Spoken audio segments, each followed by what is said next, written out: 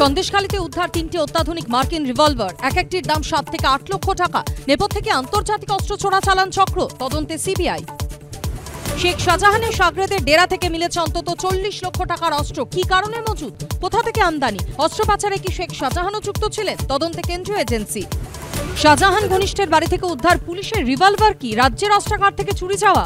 প্রশ্ন তুলে ডিজিপিকে হেফাজতে নেওয়ার দাবি অমিত মালব্যর, কৃতিত্ব পুলিশেরই দাবি পার্থর।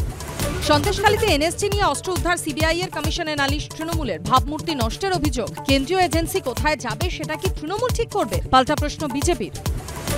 সন্দেশখালীতে অস্ত্র ভান্ডার আন্তর্জাতিক যোগ দেখছে বিজেপি। সীমান্তবর্তী এলাকায় অস্ত্রের আরও, দেশের সুরক্ষা কোথায়, প্রশ্ন দিলীপের। সাজানো ঘটনা বলছে তৃণমূল। মেয়ের শুরুতেও রেহাই নেই দহন জ্বালায়, আগামী কয়েকদিন আরও চড়বে পারদ। আজ দক্ষিণবঙ্গের 7 জেলায় তীব্র তাপপ্রবাহের সতর্কতা জারি।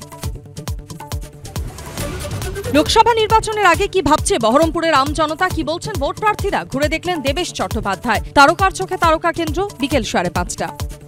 1430 বঙ্গাব্দের আনন্দ পুরস্কারে সম্মানিত অসীম চট্টোপাধ্যায়ের নকশাল বাড়ি নামা আনন্দ পুরস্কারের পূর্ণাঙ্গ অনুষ্ঠান দেখুন এবিপি আনন্দে রাত 11:30টায়।